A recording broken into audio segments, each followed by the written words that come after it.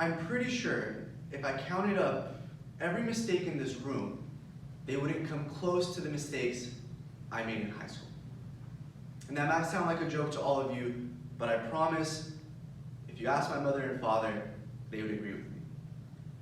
And I never understood that every time I made a mistake in high school, why they would get mad at some, but let other ones go. And when I started thinking about the mistakes that really got them upset and what they had in common, I realized something.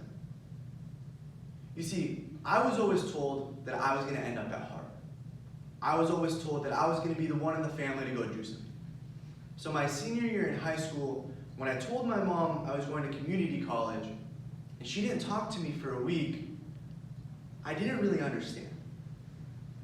But at the end of that week, she grabbed me by the big ears, she pulled me into a room, she sat me down, and she explained. She explained what it meant for an immigrant couple to come over here from the Middle East.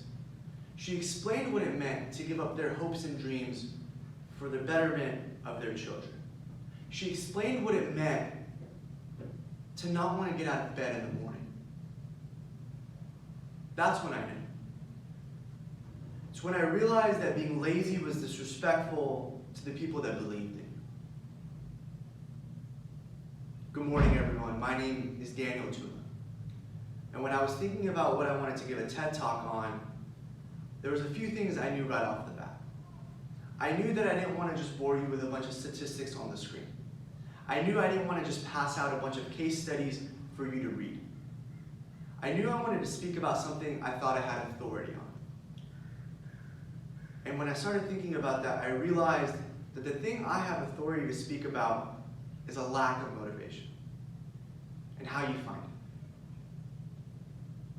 You see, when we think about motivation, it's usually bursts of about a day, if you're lucky, about a week. You break up with your girlfriend and you're in the gym for about a week, right? You lose your job, you find motivation to search for your passion. But the problem is, when the motivation is just dependent on your individual goals, you cut yourself some slack. If you're trying to diet and you feel hungry at the end of the night, what's an extra bag of chips? If you're low on money, but your friends want to go out, what's one night at the bars? It makes sense. But when your why is something outside of your individual life, that's what gets you out of bed. And at the age of 18, after that conversation with my mom, I realized what my why was. It was then.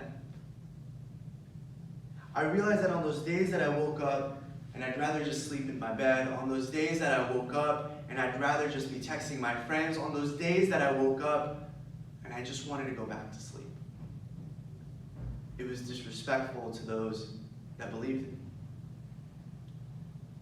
You see, that motivation, it doesn't go away.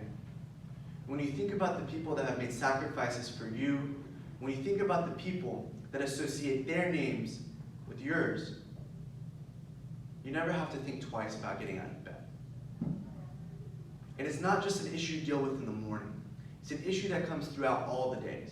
It's an issue that you never know is going to happen until it does. Because the thing with motivation is it's not perfect.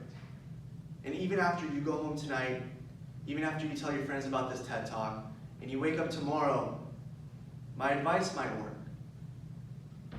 But I want you to know that there are days where it won't work. Because life isn't perfect like that. But the trick is to be a winner on days more than you're a loser on others. So tomorrow, if you wake up, you look at your phone, don't click snooze. Because being lazy is disrespectful to the people that believe in you. I thank you for your time.